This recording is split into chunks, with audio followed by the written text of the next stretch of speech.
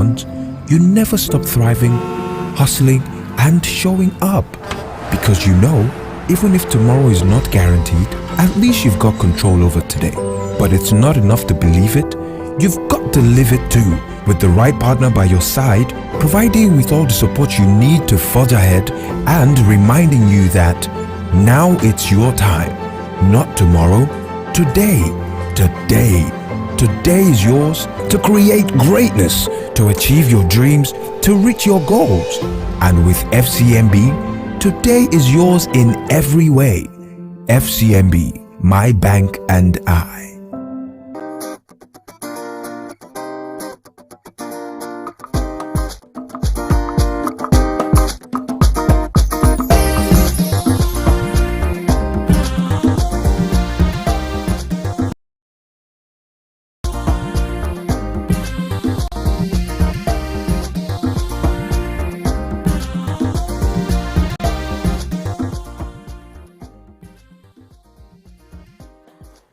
Thanks for staying with us. So mixed reactions have continued to trail the viral video showing ex-militant and the leader of the Niger Delta People's Volunteer Force, Asari Dokubo.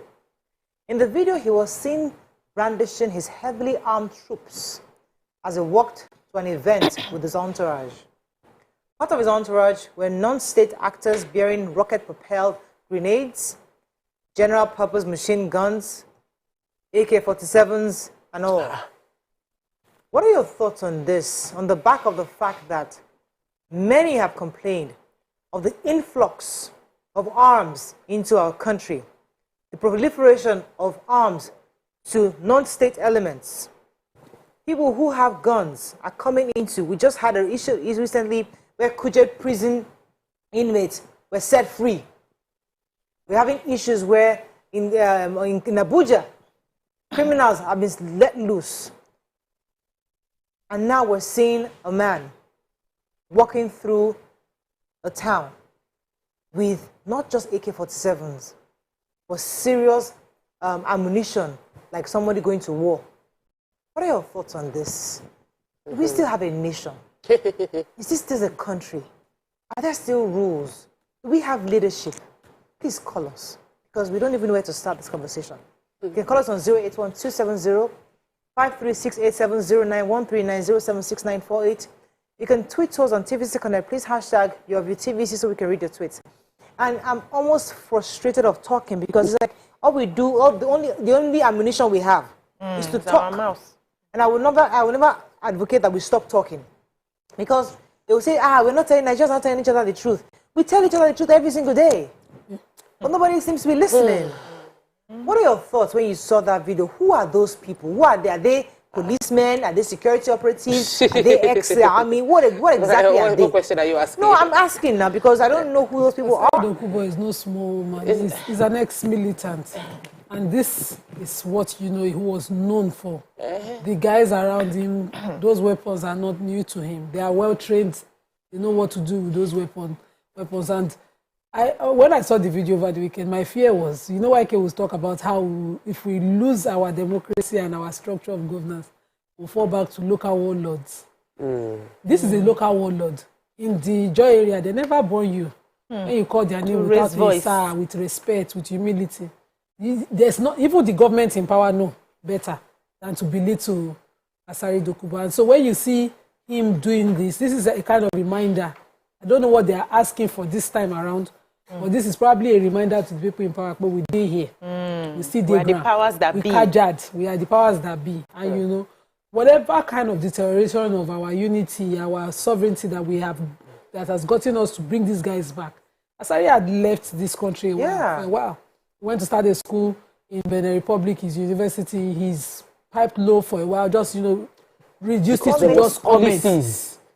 To comments. The ex-militants were given amnesty. They went under that policy. They surrendered their arms and ammunition. They said they surrendered their arms and ammunition. And we would expect that sanity will be maintained by any government.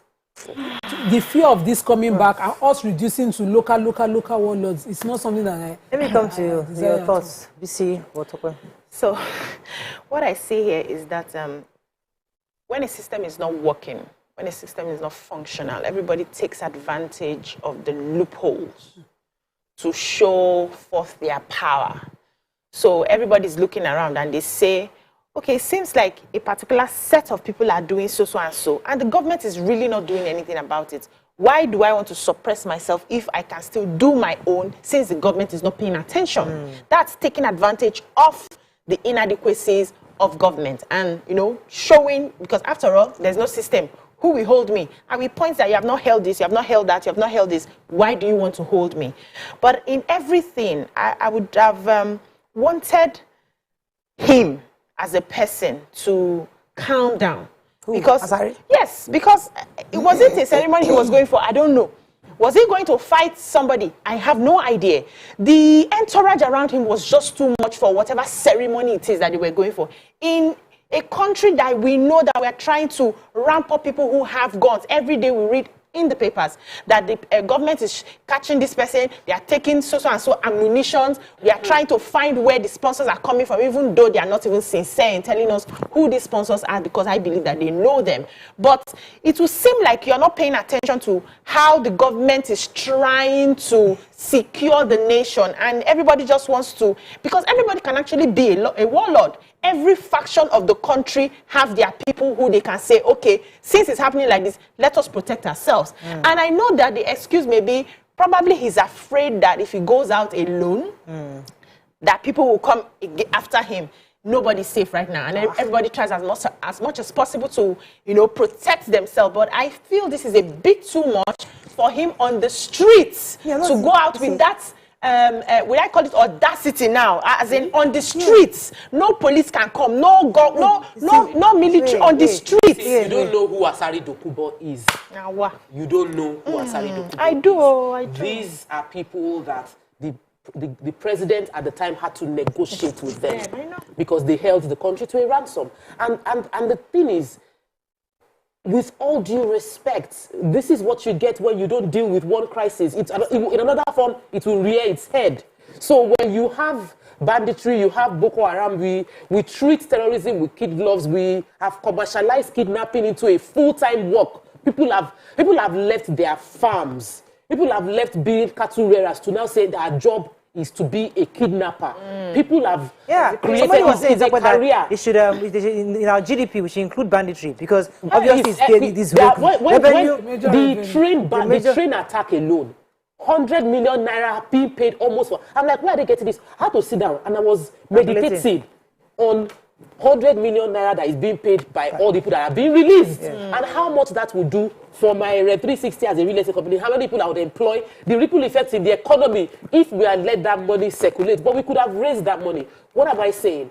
We had an issue with the Niger Delta militancy. It was a legitimate fight, even though we don't like how they went about it. There was a system to resettle them. But now, this is in response to the fact that they are legit. There's a threat to this nation. I don't think we understand. Some people came on an international platform to declare threats against our president, threats against states. People left, children have left schools in panic. People in Abuja cannot go to work. There is a crisis. So if this man says that he's going to a party and people are carrying those kind of sophisticated weapons to show that you cannot dare come to my own zone. That is where people are going to now. Everybody will start looking for how to get guns. It is self-help approach now because the government seems to be unable to handle the situation. You reminded me of something. You see, sometimes when things get to this level, we need to take a few steps back. Where did we start from? I remember when Sheikh Gumi was saying we should discuss with these guys, because we gave Niger Delta amnesty. That we should have a conversation. Everybody objected. No, how can you do that? Well, they're not the same thing. They're different things. Everybody, these guys, these bandits are saying, some of them, not these bandits, these people,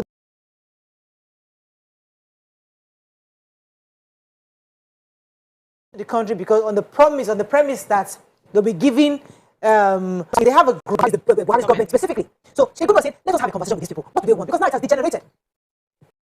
He himself is tired of going to negotiate for us.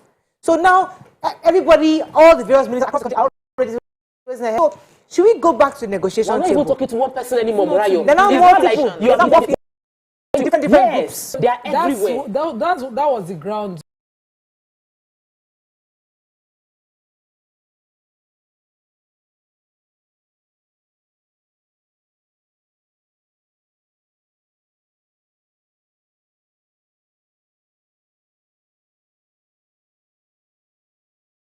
Of do not negotiate with them because you won't finish negotiating. They don't have one face. The Niger Delta militants, even at the time, even though they had their different factions, they had a common ground, so they could be called. But you see, the terrorists in the north, they don't have one face. And what you see, the people that know kidnapping, these bandits think they know kidnapping. The people who know it, the originators of it, are the militants in the Niger Delta. They kidnapped every foreign-looking expatriate in the Niger Delta. They know the business. And our government seems to sit down and think that these people don't know what to do. If you continue to pay bandits, the people who originated kidnapping will say, this is more lucrative. Let's go no, back. now we start this business now. We know them. You know that kind of thing. And you allow them come out and start more problems before you know it. This problem, God forbid, I think the government now should be asking, and the DSS, what was the work of SSS and DSS? My sister, I'm lost. What job did they create them for? Before you say you have an intelligence on anything, the DSS has it. They should know why Asari will do a display of his might in his area. This display is a warning. That's what I know. So the people, there's a response now. But this display happened after there was a report saying that they are everywhere. Let's leave Asari, let's leave militants, let's leave all of them. Talking about us, the people, how do we feel about seeing this? How does it make a Nigerian citizen feel? Do you feel secure in your country? Do you feel your country is actually ensuring your safety? I mean, because because sometimes these militants are there. They're in their corners. We don't see them. They know they might have all their do this on the streets. But they're not coming out face on the streets. It's a whole different ball game. Before we see Topolo, so, I'm going to break because governor. the conversation for me is not so much about Asari. If you have your gun, do your thing yourself. But coming out on the streets is a whole other communication to me as a citizen. Let's go on a break. We'll be right back.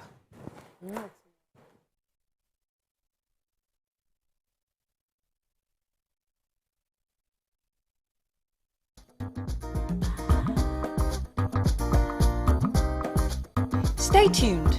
Your View will be right back. A mother's instincts are hardly ever wrong. She knows when all is not well. And she trusts M&B paracetamol, the red one, to save the day. With fast-acting and effective M&B paracetamol tablet, the red one, and its pleasant-tasting pineapple flavor syrup, she sends aches and pains far away from her family. M&B paracetamol. Pain can't stop you. If symptoms persist after 2 days, consult your doctor. All I do is win. I wake up, I win. I close my eyes, and I win. We got a emergency, girlfriend.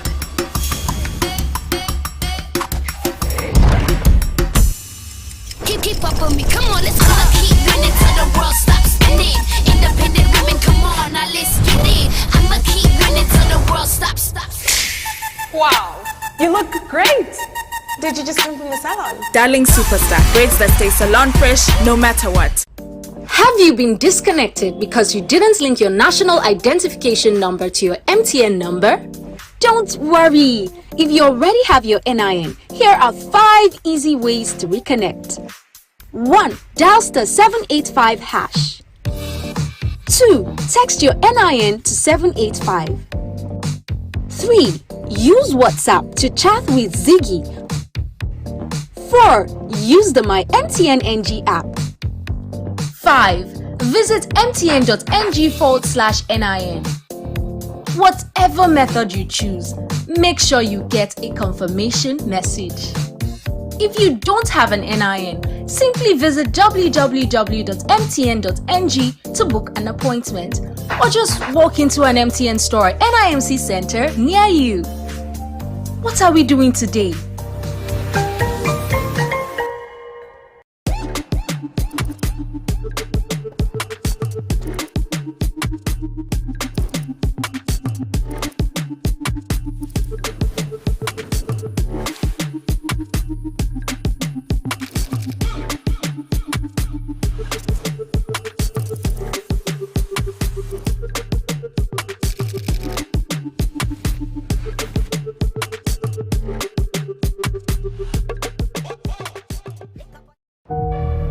Life is a journey, they say.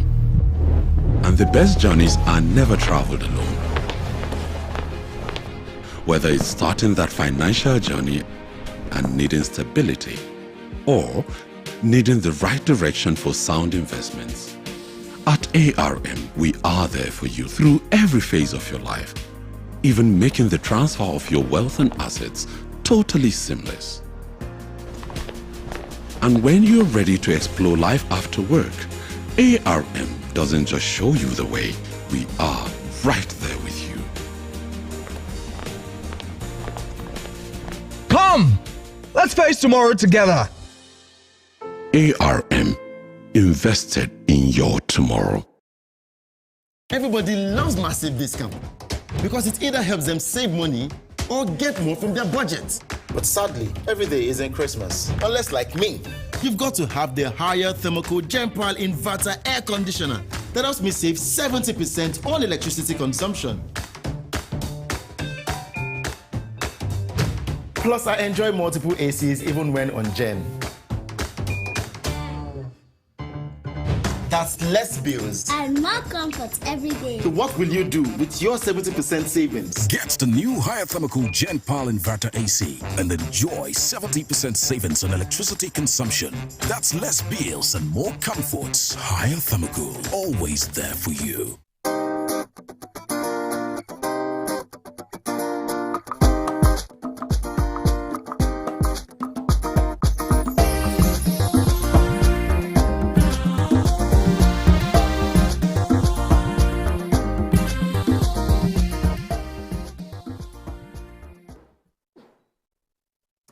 Thanks for staying with us. So I asked the question before the break that how does this make us feel? Because sometimes we need to get to the root of not just what we see, but how it makes us feel as a country, as a nation. So Toko was going to answer that question. Yes. Seeing that display, do you think the people feel safer or the people feel threatened? If I am living in that community and I've been following the news and I've seen how a group of bandits have said that they have penetrated everywhere, they are going to attack everywhere. Seeing an Asari Dokubo carry those arms, I'll feel safe that I have someone on my side who will defend me when the bandits and terrorists come. That's the feeling I feel people with the community will get. They will also get a feeling of, I must be on the good side of this man. I would rather obey this man. Because this man has shown me he has power. He can protect me. He can protect me. I would obey this man. So what has happened there is someone has won the confidence of the people. There's a very high likelihood that someone has won. If I'm there, I would feel that way because I know that if I call the 911, if I call the emergency number, maybe they will say they don't have diesel or they are trying to get things together. But maybe this man might be the phone number I should have.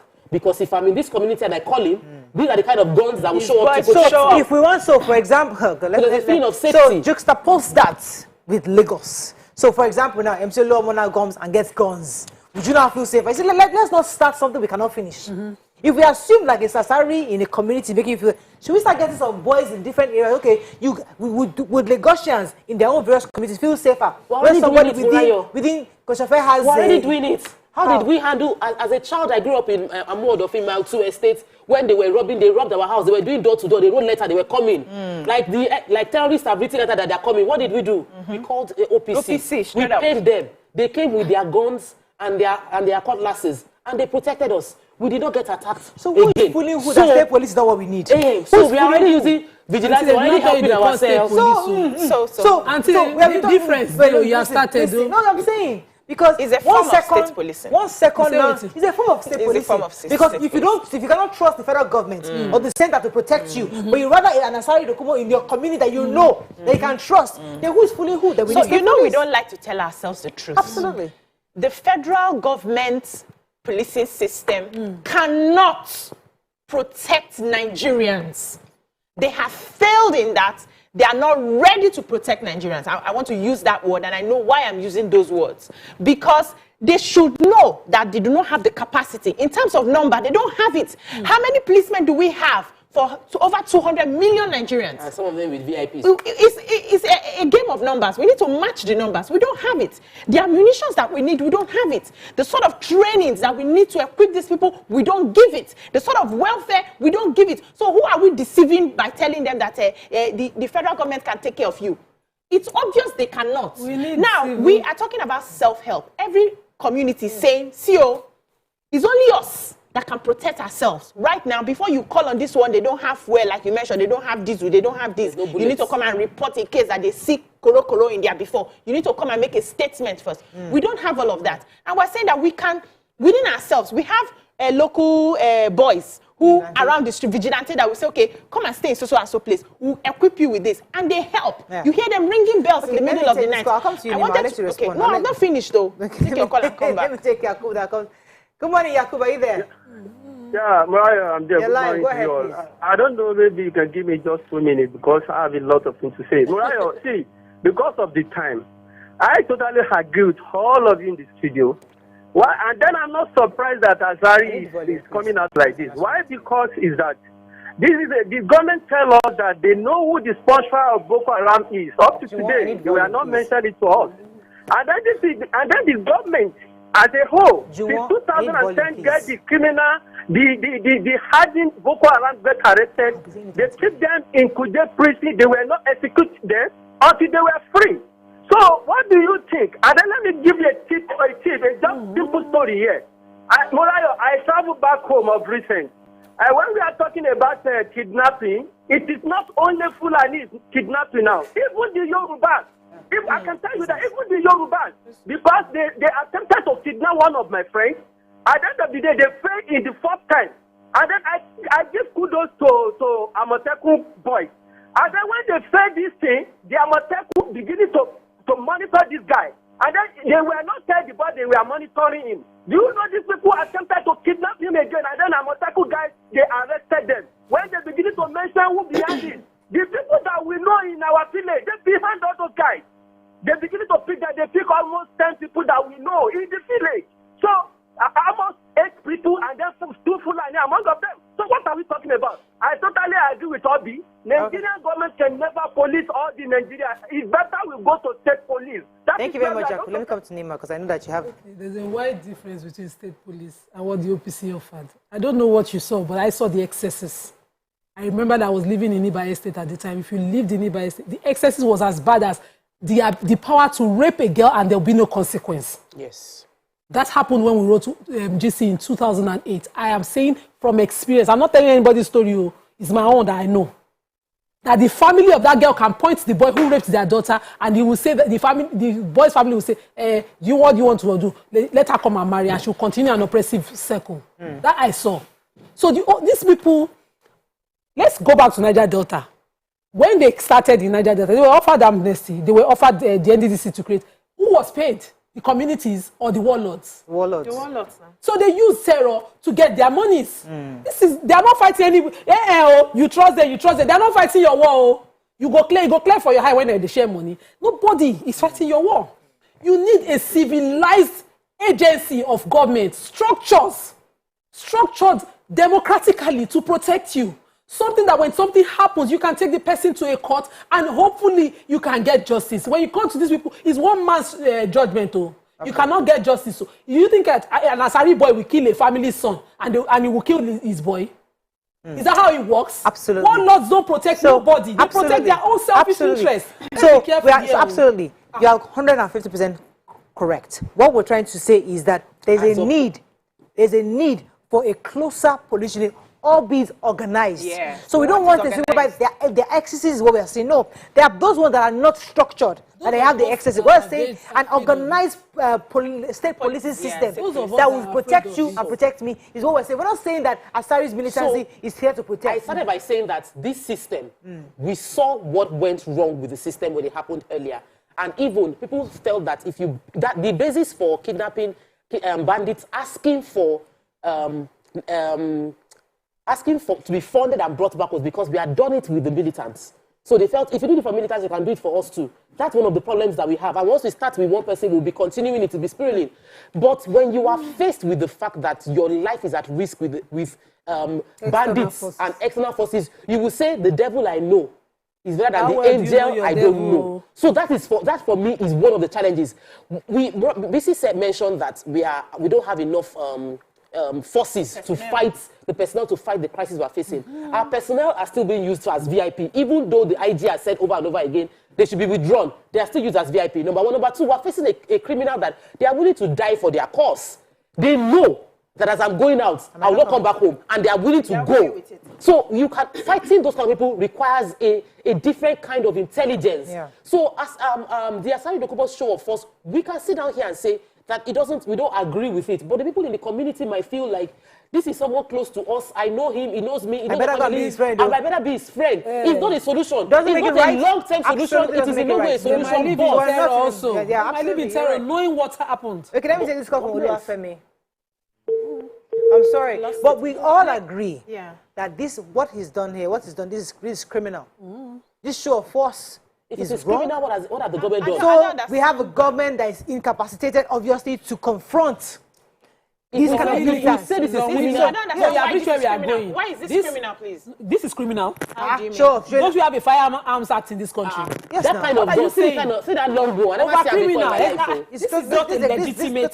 This is not a legitimate security agency. No individual should have this type of arms and parade it on the streets. And it was on video until now. But we don't have government that is willing to combat and face this situation. Nobody. They won't do nothing.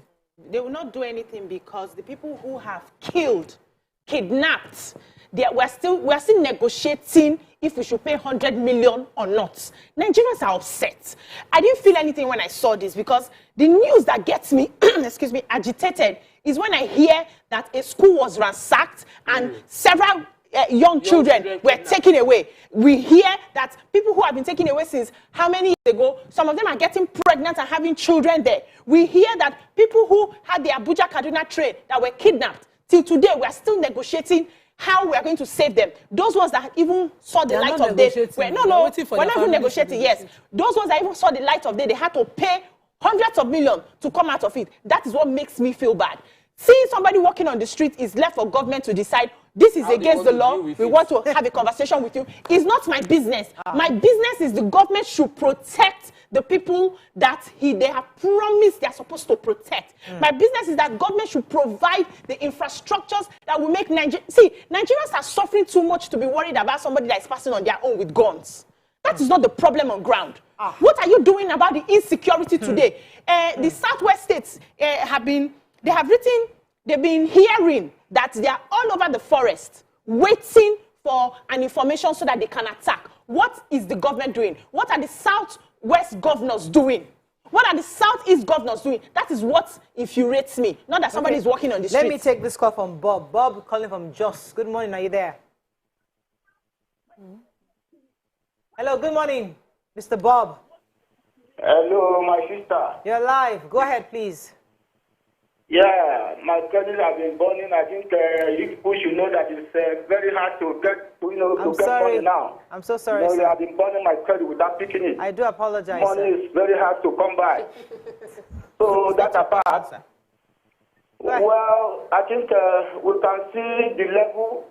We can see the level of lawlessness in this country.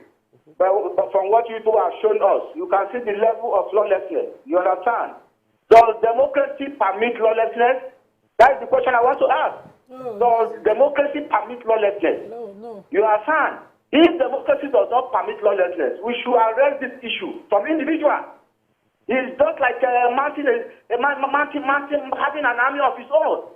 Where is it done? Like it's not Nigeria we used to know in the past. Where is it done? I kept on saying during Shagari's time we don't see all this kind of a thing. You understand me? Even in the military time, during the Biafra time, we don't see all this kind of nonsense. Even during Obasanjo's time, we hardly see this thing being displayed. Yeah, you hardly see this thing being displayed. I think government should be very, very serious on this insecurity of regime because it's a level of insecurity. You understand me? When you see all manner of security of your network, in the past, you don't see that kind of a thing. What you see is police, what you see is army, what you see is the Air Force and Navy. That's all. But then you see all manner of security in the public. Thank you very much, Bob, because there are various layers of this conversation. There's a layer that this is outright criminal. What was done, totally outright criminal, absolutely. And nobody's disputing that or arguing that. What we're the crux of the other part of this conversation is the fact that if you are living in that community today, and you're reading the papers, just like Tope has said earlier, that bandits are coming into your bushes, they're coming into your forest. You are seeing that people are being kidnapped, they're paying ransom every day. You are scared of your children going out. And suddenly you now see an Asari Dokubo, who is the guy down the street, carrying arms. So we have guns. Oh, so we have the rocket-propelled grenades. Oh, we have this, we have that. Okay, maybe let me go and find a way to suck up. It doesn't make it good. It's worse because then they also have the flippancy where they have no control, where they can do anything. But you see, if you're living there, suddenly you now feel maybe I should just go and pitch my tent with Asari Dokubo. That's self-preservation. Self-preservation. But what we need the government to do is to protect us. So we don't need an Asari Dokubo in our community. We don't need anybody buying guns. But my question is, where are they even getting these guns from? I don't know. Where are they even, where are they? How are these ammunition? Because when they're not produced in Nigeria. We don't. So it's entering this through the ports. Yes. Who is inspecting? That is the intelligence they should trace. Because we don't know. But those that know that the only way these guns can come into this country, they are channels. And those channels can be blocked. And if you block those channels, you will reduce the proliferation. Somebody I know, they kidnapped someone in their farm. It was in the papers. And the person was saying the kind of guns they brought. It was like you're watching all those American action movies. That according to the paradise people and they were the Fulani people, a few of them were headers, and a few of them were not. They were foreigners that came there. They paraded people that they found culpable in this kidnapping. They had massive, as in the kind of weapon that you see in Oyibo movies, was the one they are using in Ogbomoso. They can hardly. So these are people that can hardly speak. They can buy. They were speaking Yoruba, Yoruba combination. I don't know about the English, but it's not about the education. But they were able to find their hands on guns. Yet we have millions or billions of naira going to intelligence, reports, and gathering, and we don't know how they are getting the guns in. It's not my own job to know where the guns come in now. Says, by now we should realize that crime pays in Nigeria more than being good. Government begs criminals and pay them large sums of money. Northern has followed the trend of the Niger Delta bandits. If big criminals are caught, they are given good treatment. It's a vicious cycle. Emmanuel says, ordinarily, the state should have monopoly of violence over everyone. But this is Nigeria, not any ordinary place. And non-state actors comprising warlords and ragtag armies can freely brandish RPGs publicly, as in Somalia and Afghanistan, without fear of repercussion in the state. Andrew says, good morning, ladies. I will be very worried if a warlord starts to protect our community. This will mean the Nigerian nation is descending into Afghanistan full of warlords. God help us. That's how Afghanistan started in 1979. Exactly. Let me go on a quick break. When we come back, we continue this conversation and open our phone lines to get more calls. Stay with us. We'll be right back.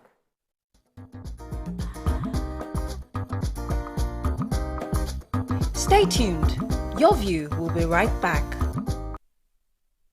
How do you put the extra in ordinary? Well, you take an ordinary task and you put in some extra passion, extra vibes, extra work.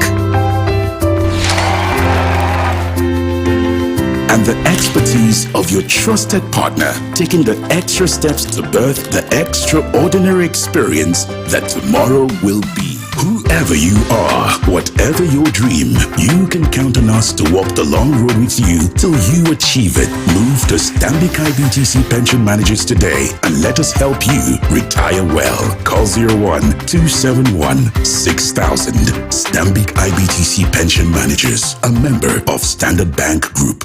Need to recharge your airtime or data? Try Ding. Ding is the leading online recharge service with the highest rating on Trustpilot, top-level security, and 24-hour customer support. Top up your own phone, someone else's, or receive recharge from anyone, anywhere in the world instantly. With support from all networks in Nigeria, you can send or receive recharge to your phone in less than 30 seconds. With Ding, Ding also lets you create a Ding profile, so next time you're low on credit and you need a hand, you can request top top-up with Ding from your friends or family abroad. And there's a special offer. Be one of the first 1,000 to create a Ding profile and win 5,000 Naira top-up. Simply go to ding.com, click request, and create your Ding profile. Offer available to new profile users only on Airtel, Glow, 9Mobile, and MTN. Winners will be contacted and top-up will be added to their phone in the first week of August 2022. Go to ding.com or download the Ding app now.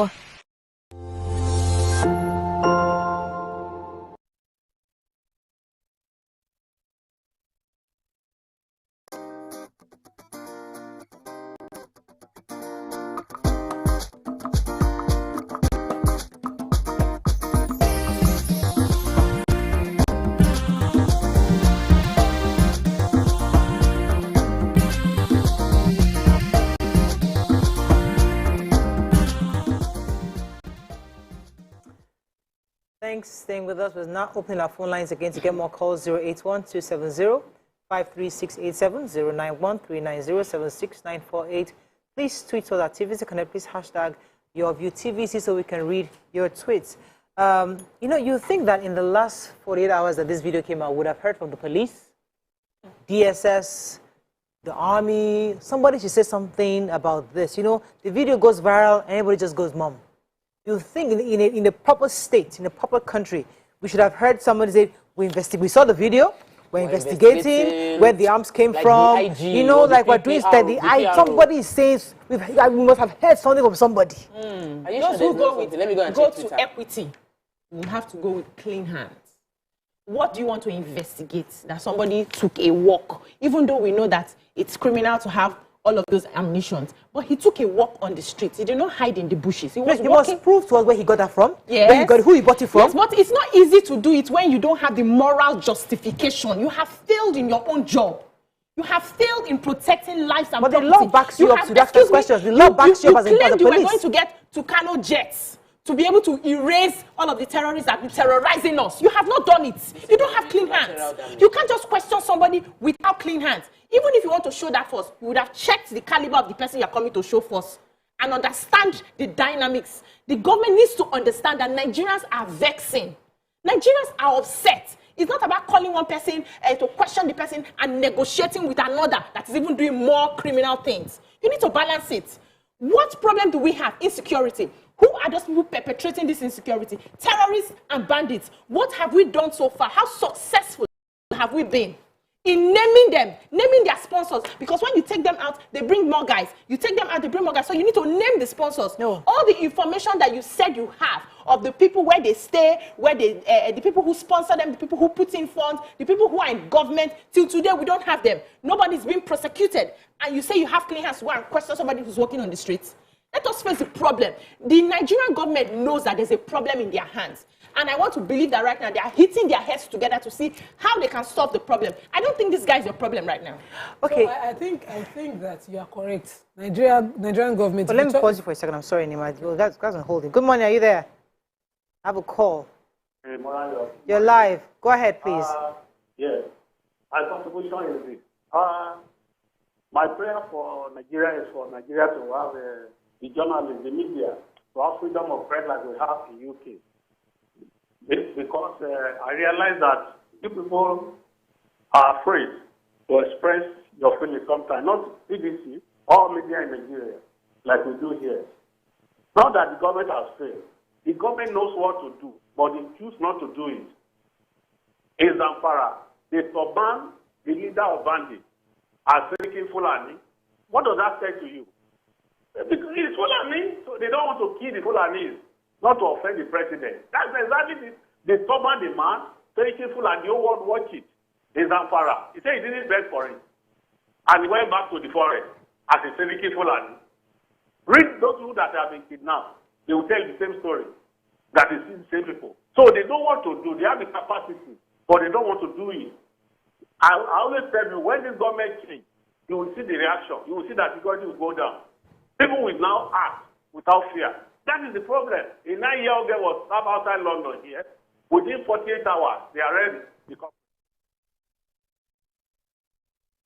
Okay, we lost that call. Nima, you're saying something. Yes, I was saying that this is correct on the failures of the government. So initially we started to deal with bandits. We didn't have a title for them. We said we didn't have the weapon. We paid for Tucano. We celebrated Tucano never arrived. We celebrated the almost arrived. We celebrated the don't arrive. After arrival, we don't celebrate nothing. We just total mom. But they told us that they couldn't be deployed because of collateral damage. That one was later. They said Tucano could not be deployed because they have not been tagged terrorists. So they cannot go there. They had to proscribe. So they went to court. Even Amalami go court. He went to court. He got them proscribed as terrorists. And the moment they got proscribed, we don't hear anything again. Now we are hearing collateral damage is preventing, you know. So we allowed it fester. We allowed it grow. So, and Asari can be saying to them, I will protect my people no matter what. And it will work freely. What I know for a fact is I doubt if the government can confront an Asari on this display. So that I doubt. I went to check the president's Twitter handle. I didn't see anything. I went to check the Senate Twitter handle. I didn't see anything. I'm trying to see the Nigerian police force Twitter handle. Why you are searching? Let me take this call from Lucky. If they have said anything concerning the video that went viral. Lucky from Abulegba. Good morning, Lucky. Are you there? Yeah, I'm there. Good morning. Morning. First time caller. Welcome to the show, Lucky. Thank you so much. We really appreciate your program. And, thank you, sir. Thank you. God be with you people. So I just want to chip in a little point. You know, the last caller has said it all. There's nothing hiding, so they know. They know what's really going on. But I believe the system of the government, if we can have the system or changing of the government, I guess in everything is okay. Our security personnel can do more, even our soldiers. But because of the power from nothing. Exactly, because of the power. So if they can continue to remove our, I don't need to mention the impeachment, you see everything will change. Look at Obasanjo, nothing like this happened. During the Jonathan, nothing like this happened. But I don't want to say more. Thank you so much. Thank you so much. You know, when you keep watching this video, you're thinking to yourself that look at the level, the audacity. The level of emotion. So when Governor El Rufai was saying recently that he was the one that went to go and break the news to our president that terrorists were threatening him, you know, that was so. I was shocked when he said it. It was not that there was not that. The president didn't even know. That's an indictment. Oh, yes, the president didn't even know. Our president is soft. I don't understand. Our president is old. Our president Biden is a grandpa. But Biden is working. You know, and I've said this thing before, that the president, I do not support insulting the president. I don't support using bad language because the president is old enough to be my grandfather. It's not a joke. If he could play, he can be my great-grandfather safe. So the conversation is never about disrespecting him, but he's holding the title of presidency and he holds the life of Nigeria in his hands for the past 7 years. And we've seen how it's done because prior to him coming, we didn't see things like this. Bandits did not have the nerve to call out the president. But 7 years into government, we've seen how the bandits can grant interview saying this. We've seen how somebody can make a chief out of Turban, a known bandits, because they want peace in their community. Let me read this message. Peace in their community. Somebody said that Asari Dokubo carrying weapons is not the first time. It happened during Jonathan's period. We saw militants in the creeks with the ammunition. So why are you people acting as if it's the first time? Yes, it's not the first time we're seeing militants heavily armed. We're saying they're walking the streets of our towns. They're walking the streets of our communities. They're coming. Then they were in the creeks. You knew they were there. But now they're coming to town, displaying their ammunition, communicating to either me as a citizen, communicating to the government that I am here, or communicating to the bandits that I'm here to protect. So we don't even know who they're talking to. But they are communicating. We don't know who. That if you try it around here. Nima, we don't know. I just want to assume. What if they're also telling community that we are here, we'll come and collect your money? They could be different things. What if they are the community too now? Police that we are here. So it can go any ways. They can be defined in any way. When it comes to the bandits up north. They never attacked their own people. Yeah, that's what I'm saying. They attacked what they perceived as government presence because they refused to develop the area. But what now happened when the government met with them? When Yaradua came in, this was during Obasanjo. When Yaradua came in, finally, a government that wanted to sit with them came in. He had a sit down with them. They were invited to Aso Rock. They walked freely in and out. They left with their own. Nobody attacked them. Nobody locked them or arrested them. So it's different. So somebody listened to them. And when the negotiations and their demands started to be met, the NDDC, we saw that the area still didn't develop. But certain personalities became upgraded overnight. So that is what we need to question. Just establishing schools everywhere. Let me take this call from Kingsley. Kingsley, are you there? I'm going to wrap up soon. Money. Yes. You're live. Go ahead, please. Give me comments on social media. Hello, good morning. Good morning, sir. You're live. Please, I want to thank you for the good job people are doing. Thank you, sir. I want to do my contribution. Hello? We can hear you, sir. Go ahead. I lost confidence in government when I saw the video in Zamfara. A government abandoning a kidnapper leader. And there are security agents in that environment. And they were saying they are declaring wanted. I don't know that the matter they cannot arrest that particular place. So I lost confidence in this government in this of security. In this of Asari Dokubo, please, my sister, this man he's sending a signal. You might not understand what he means. One, he's sending a signal to Buhari that if you are safe and you are failing your government, call me, I can assist you to fight this bandit. Secondly, to be saying a signal to defend these people. Let me tell you, wherever you are living in Nigeria, now whether Abuja, whether in the north, whether in the east, whether in the south, and you don't plan to defend yourself, you are wasting your time. You are wasting your time. Please, Asari Dokubo is sending so many things now. One is sending Buhari. Have you ever in the history of Nigeria a stupid bandit bastard and saying they want to kidnap a sitting president? I've said this one like 50 times. Thank you very much. Let me take a few comments on social media. Olajumoke says, natives are given assurances by terrorists to protect them, which primarily is the job of government. Youth would rather join forces with anyone to protect their people rather than wait for the irresponsive government to protect them. Government may not be able to do anything now. Festus Akibewa says, sadly, there are many warlords in our country that consider themselves untouchable. These warlords should be behind bars, but we have a weak government. Chiedozie says, let's not be deceived. If we agree to let the devil protect us, he will exact a price we will not be able to pay. As long as whatever policing methods we subscribe to doesn't get it clear from the onset that we are their employers, this nonsense will continue. August almost says, true. Local warlords come up to help save their people from the terror of Fulani headsmen and Boko Haram. It is the government's fault. They did not deal with the Fulani gunmen. Until now, they do not want to. Okay. Rolake says, in Nigeria, it is unlawful to be law-abiding. Criminals are honored, but the struggling youth is being harassed by police. The greatest level of impunity started in the APC regime. Every Nigerian is depressed because Nigeria is synonymous to depression. Okay, so we have to wrap up on this, but I think we all agree that Asari Dokubo's display of ammunition and parading of these things on the streets obviously is wrong, it's criminal. We're also saying that it's a strong indication to the government of the proliferation of ammunition across our country, and also the fact that the people feel that the government cannot protect them. And when they see warlords like this carrying ammunition, they somewhat feel safer. So the government must go back. There was a word I saw yesterday.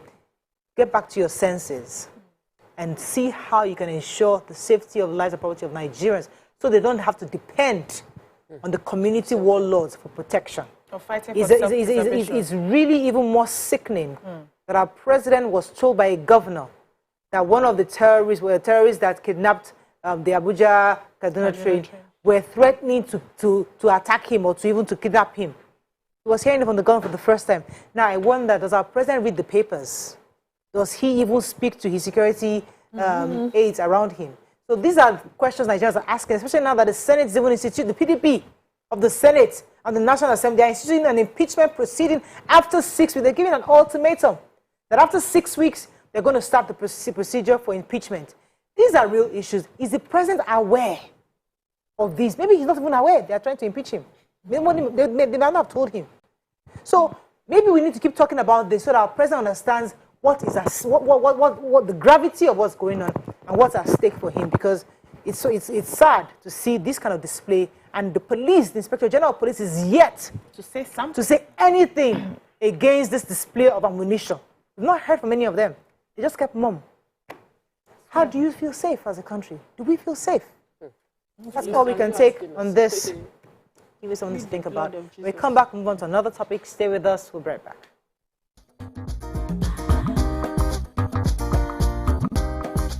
Stay tuned. Your View will be right back. Doubt and fear doesn't occur at the canvas, it shows in the canvas. It shows the conation of raw earthen material slabbed, stroked and molded at a pace provided by the doubt and fear. Every move way in the struggle of one to the other, merging the past to the present, brushstrokes of colors seen but not known. For when the wailing stops, the pieces settle down in abject beauty erected for a century of a century. Speaking, advocating, protesting as the arts are meant to be. Being a TV host, I can tell you that being a parent is one of the biggest reality shows you will ever produce. Hi. Oh, yeah. As cute as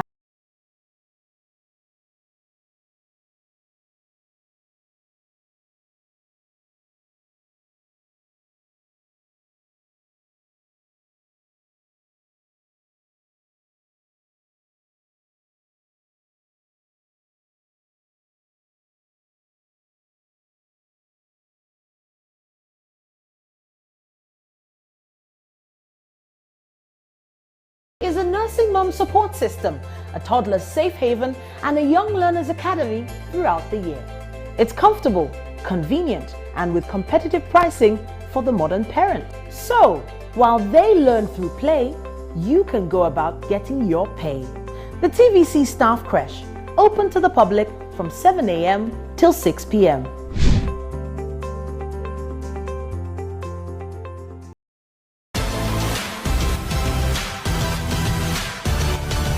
Now you can catch up with your favorite programs on TVC. Log on to youtube.com/TVC Entertainment. Join the fun.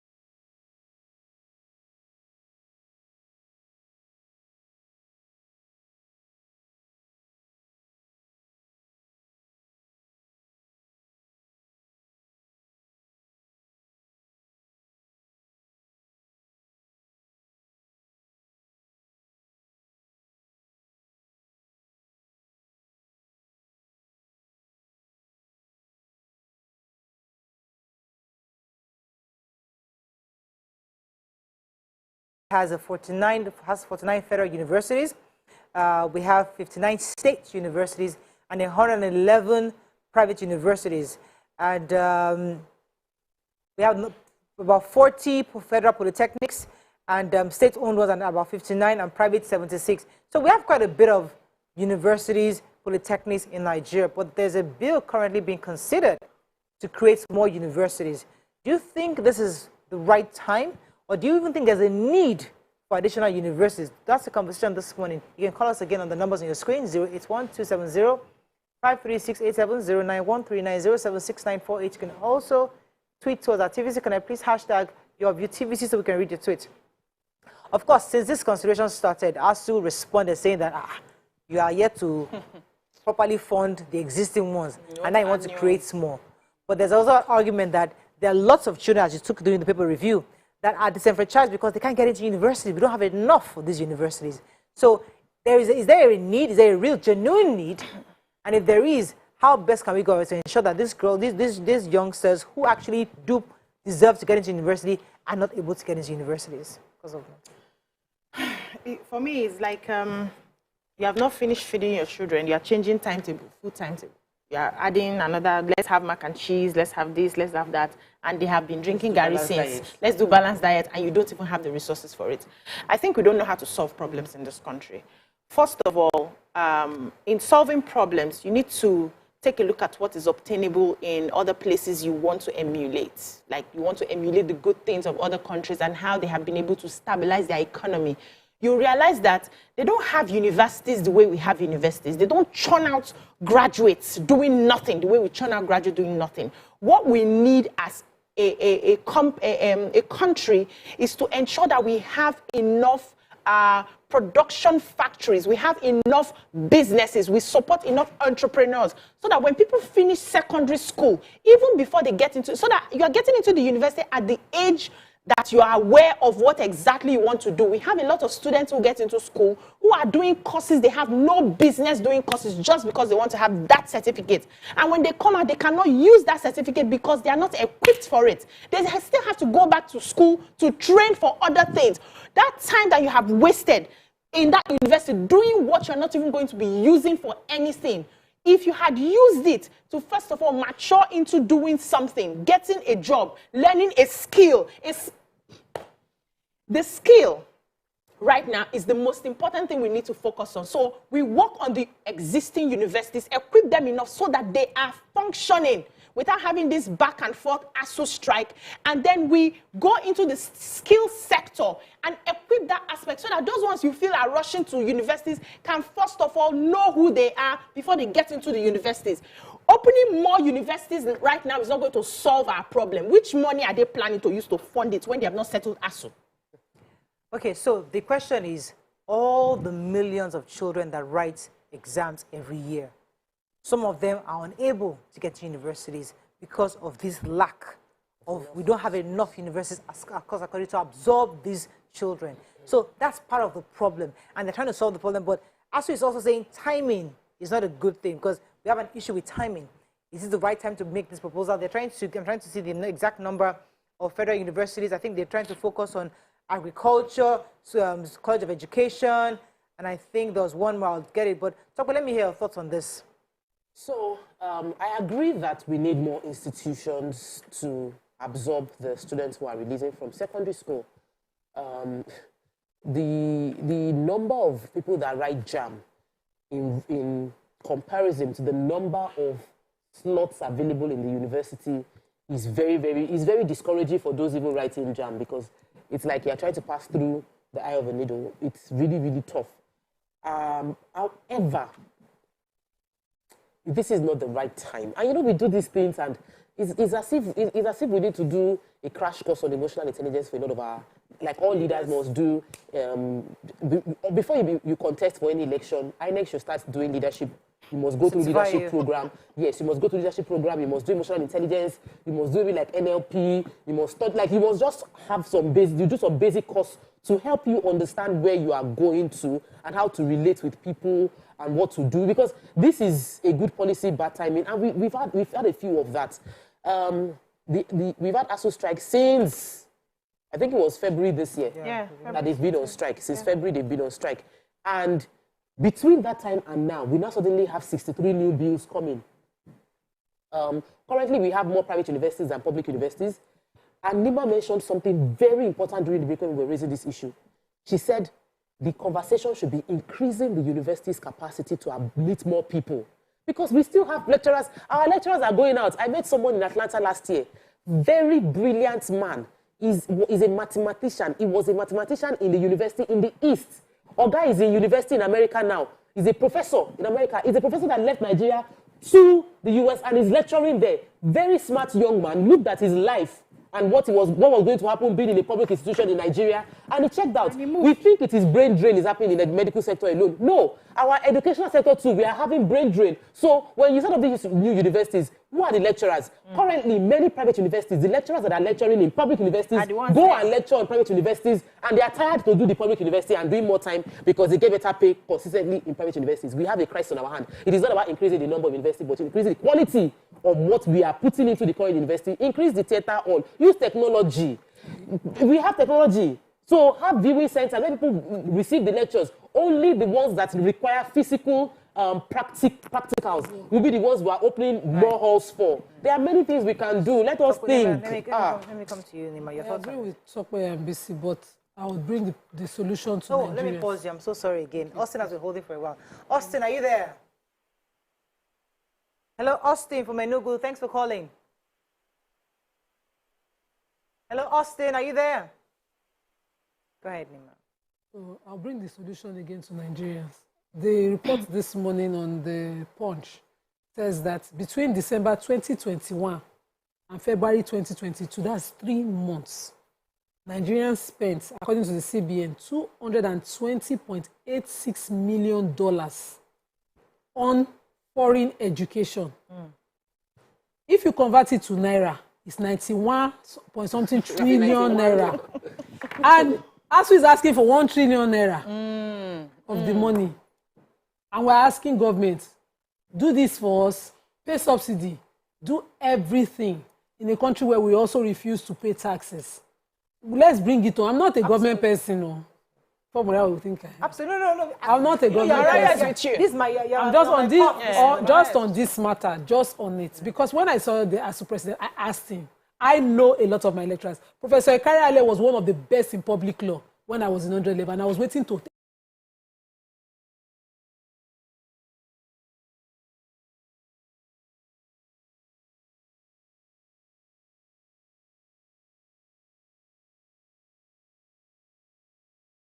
attend this class in 200 level.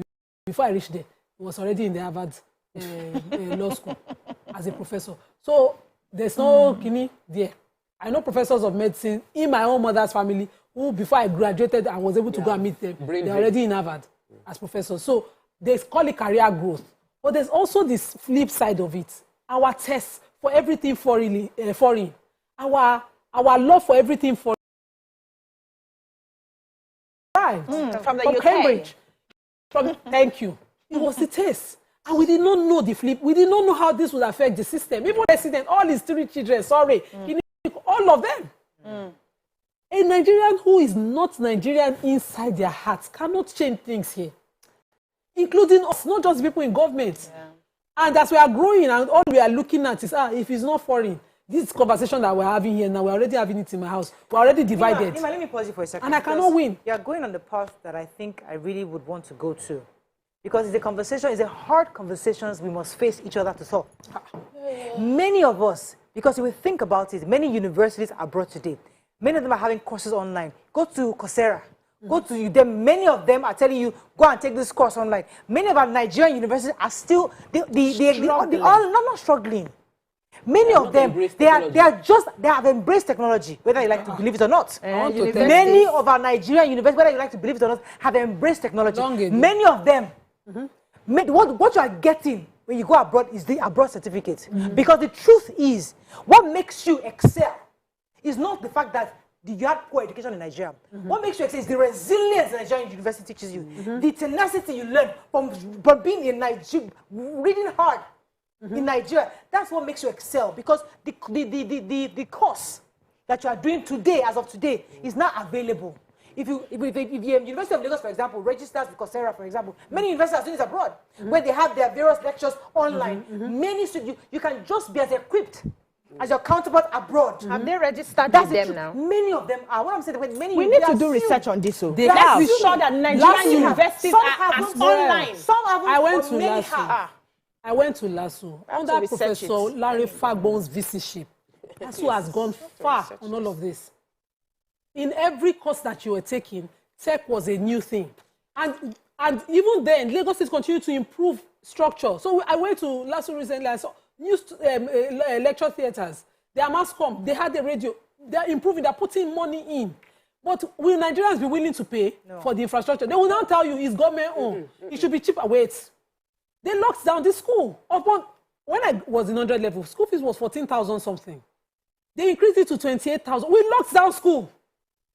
We locked down school, and the same people would say, oh, masters or minimum in dollars. They will go and pay abroad. We don't want to pay here. We think that the exposure is also of value.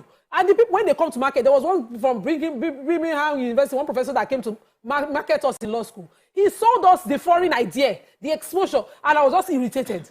He told us that if it is not in the UK, you do this thing. And when your companies come here, when you bring your masters from LASU, even though you've done your hard work, and somebody brings a foreign masters, they will take the foreign. They will tell you that they were well trained. And the person that, when they need a dogged person who will do hard work, they will take the local. We need to shift mindset. This is us who are creating this problem more than government.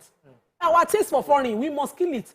If it's not packaged well, it's not giving one name, we will not buy it. So the truth is, we all need to be more patriotic as Nigerians. I agree. It has to go all round. But people have felt that I have made sacrifices. I've made sacrifices for this nation, and I desire a better life. But when I apply for a job, I know the fact that the people that from the abroad get the job better. So why would I put my children to be at a disadvantage when I can afford it? If I've worked so hard, I had to prove myself over and over again against my counterparts who were from the abroad, but did not have the competence and the resilience that I had. But I had to prove myself to get everything I've gotten. I will give my children that advantage of education abroad if I can afford it. Not everybody will go abroad. The average Nigerian cannot afford to study abroad. We still need the number of people that can only study in Nigeria. We still don't have capacity to handle them. That's the thing. Now, let's talk about the abroad. The truth is, despite all, and I appreciate the hard work of our lecturers. They are trying, they are intelligent, but they haven't. I would say again, you cannot compare. When we talk about business administration, let's talk about biz admin. Talk to the average graduate of biz admin. They don't understand what business development is. They don't understand it because the lecturer is teaching them, not encouraging them to create businesses. Our model of teaching needs to change. When you study someone else that did business administration in the abroad, in the universities abroad, the way they teach is different. Their goal is different. As a country, we need to work. We need to work with our lecturers to understand what is our problem as a nation. I am an employer of labor. I am cracking my head on a daily basis trying to get business marketers that understand what marketing is. Interview marketers that marketing graduates from Nigeria. They cannot solve any problem for my business. So we are talking. Business owners need a problem. Schools should feed us the graduate that we can employ. But we are not doing that. We are just turning out certificates to people in universities. You are a lawyer. You can meet the problems. The legal department of universities might be effective. But when we talk to business, entrepreneurship, creating, innovation, so we are not turning out those solutions. Fantastic. I'll come back to it. Let me take this, Ayo. Ayo, are you there? Ayo, you're live. Go ahead, please. Ayo, are you there? Okay, I think so. My brother-in-law is a doctor in the US, and and in fact, almost all of them they're doctors, and the Nigerian doctors they constantly talk about how the education they got from Nigeria was so foundational, and that's what they help to build. Yes, America exposes you to the technology, better ways of doing things, but that foundation they had. Many of them today are proud. They are grateful because they felt they had that background. So that's why I have an issue. If we constantly condemn the educational curriculum we have in Nigeria, we always do that. But as much as it is faulty to a point, but we must highlight the fact that it has built many people who are successful. Us this far, but it has saved us. But so we can build on it, absolutely. It's not perfect, but it doesn't deserve the kind of condemnation we give it all the time. That's the point I was trying to make. Yes. So I would not go the way of condemnation, but I would go the way of highlighting the facts and what needs to be changed. Most people who really make it in our educational system here are people who are book smart. So there are different ranges of intelligence. I will use that word. And there are different types of, there are different learning types for different individuals, different children. The Nigerian curriculum has not been able to fine-tune it in such a way that they take care of every child, every student, and their learning abilities. They have not been able to get that one. So those ones who will come to schools here and make it are those ones who are just book smart. The students who have an issue, who have major challenges, are mostly the creatives who need a different system of understanding to be able to learn. Our education, I'm an educationist, and I'm saying from practice and from everything I've seen in my study, they have not been able to get that. That's where the problem is. So abroad, they have understood the different levels of intelligence. And in each lecture in class, they will break it down that the visual learner will get it, the kinesthetic learner will get it, the auditory learner will get it, the reading learner, everybody will get it at your own level. We have not fine-tuned that. It's just a few very expensive schools now that do a lot of training in that. We need to focus on that. So, and then this child who has done very well, who is book smart, goes there and is excelling, and you think it's the educational system here that helped. No, it's the child. Because you can take two people out of here, and one will find their way, the other will not find their way. We need to break it down and understand it. That is where our educational system is faulting. Also, because of the fact that a lot of people want to go abroad instead of studying here, and we don't have those people abroad coming here, our educational system in terms of standard, we are not anywhere near the right standard. Do you know that if I bring a white person from abroad and bring them to Unilag, he might fail? Do you realize they might fail? Do you know why they will fail? Yeah, why? Because you teach with the lowest level of intelligence, that which is memory and recollection. You focus on remembrance. You study, you memorize, and you give it back. So they will fail.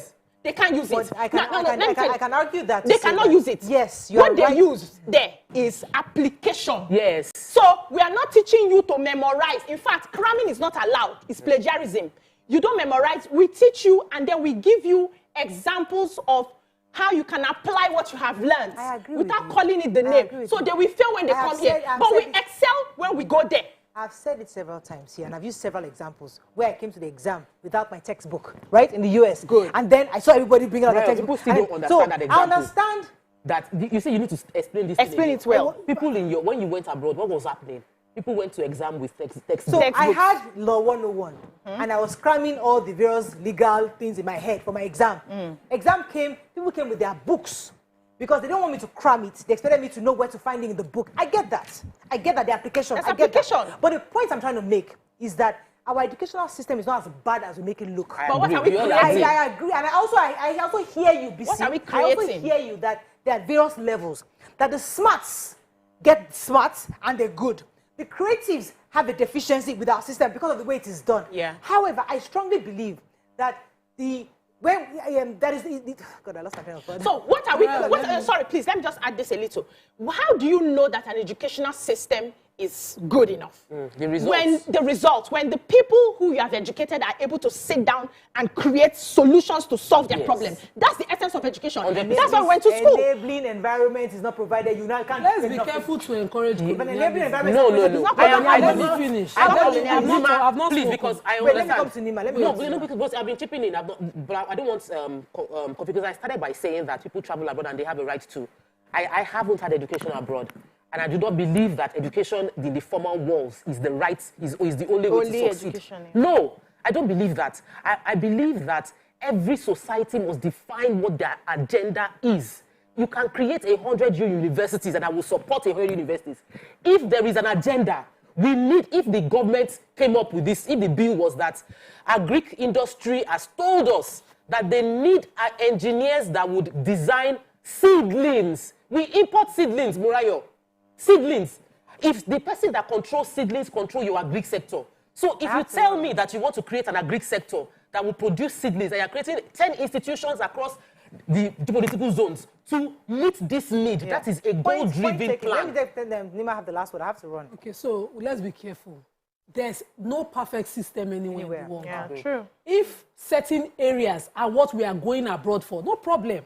But we cannot go abroad for every single thing. Yes. The creatives are not the example BC made. Absolutely. There are schools here. Yeah. And we could have even improved our system. Yes. But our teams will tell you that there's nothing good about our universities here. Love that. And go so if you want to go and build planes, if you want to go abroad, but if it's for other areas, marketing, business administration, in Nigeria here, in the school of Air Force schools here, we create pilots who can create planes. What they don't, no, let me talk. Please, let me talk. We can build. Not that type. See, That's why we are here. That's why we are begging somebody to give us Tucano. In Enugu, there somebody will create the weapon we need. We will not localize it. We will not trust it except it comes from Russia. Exactly. We're never serious. I agree with you on that. We have to take no, Bawo. This all game of us agree. That's all we can take. We have to this game show. What's the name of the game? Who wants to be a millionaire? Stay with us. We'll be right back.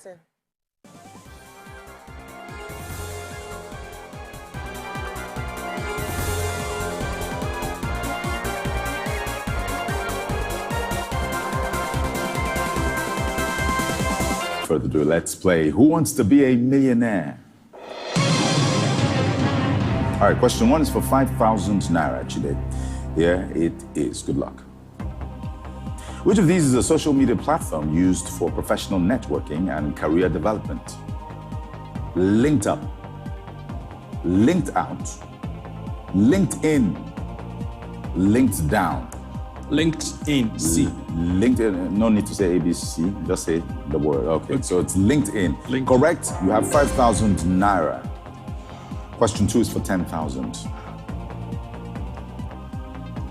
Which of these is a sea animal? Rhinoceros, emu, eel, wolf. Eel. Eel. That's ill. You have 10,000 naira. What color is Marge Simpson's hair from The Simpsons? Yellow, blue, white, gray.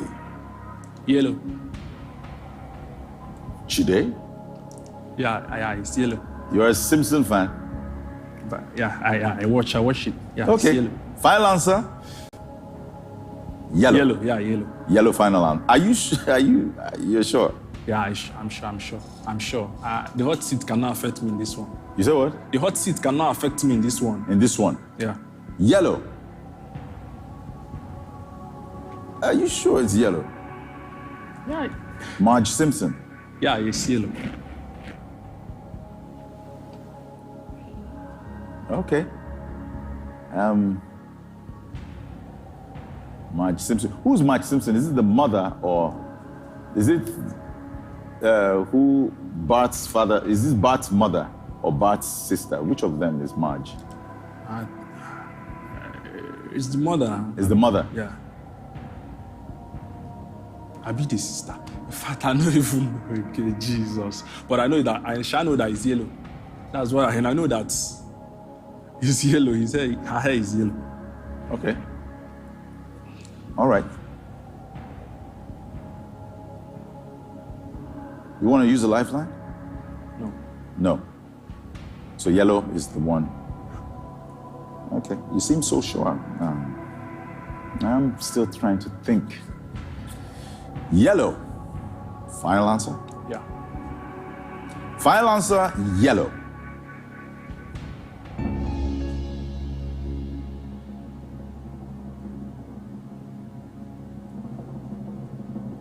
What color is Marge Simpson's hair from The Simpsons? Yellow, blue, white, gray. Our friendly neighborhood rapper went with yellow.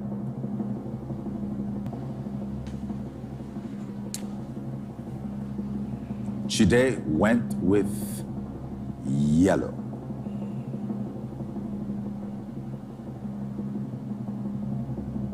Okay, so now, here it is. The answer wasn't white. The answer wasn't gray. It's between yellow and blue. You went for yellow, blue. I'm sorry, but blue was the answer. Very sorry. Blue was. Thanks for staying with us. All right. So we're going to take a few comments on social media before we wrap up on our conversation. One says, Morel, there is no statistics to support that the present institutions can't accommodate the eligible number of students. Let capacity of our current universities be increased. Most of the legislators are bereft of ideas. They want this institution cited in their constituents as optics of what they attracted to this constituency. So it's not constituency project idea. So it's the reasoning and rationale behind this that she's talking about. Okay, and Akiboyewa says, I don't support the argument that of BC about abroad university. I studied abroad and I can't see anything special. Recently, some students in the UK threatened to sue their universities because of the substandard teaching they received. Jay Powell says, how can the government even think of creating more universities at this time? Sometimes I feel these guys in the helms of affairs are not normal. Students have been on strike. It's been a yearly ritual to strike. Universities are poorly funded. Staffs are underpaid. When we talk about pedagogy in the classrooms and how the presentation, the methodology applied in the schools, I think is the issue, not the content. And I think that was the argument I was trying to make. The content in itself is not outdated, and even if it's outdated, many of our professors are knowing to attract, updating, and they're going to technology, so they have it. But the method of delivery in the classroom is an issue, and that's where we need help in. Not that our professors are not doing. do not have the right content to teach. And when I did the nurtural training, I realized that most of these government teachers are aware of the pedagogy. But the power to do is where the problem is. Okay, that's all we can take on the show today. We'll see you tomorrow. Bye for now.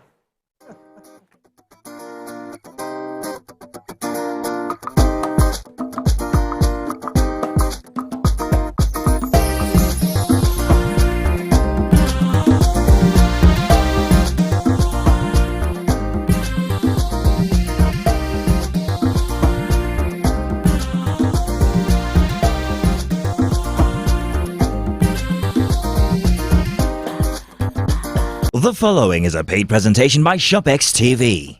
You're watching ShopX TV.